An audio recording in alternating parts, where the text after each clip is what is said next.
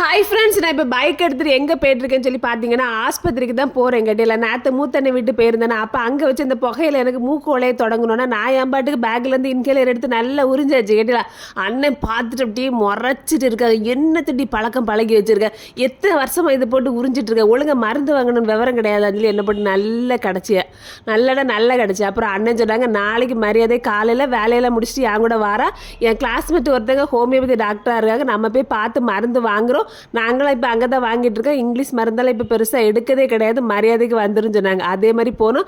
ஆனால் நல்ல எனக்கு உண்மையாட்டு என்னை பார்த்துட்டு எல்லாம் கரெக்டாக சொன்னாங்க. பார்த்துருங்க சொல்லி மாத்திரைலாம் தந்துருக்காங்க.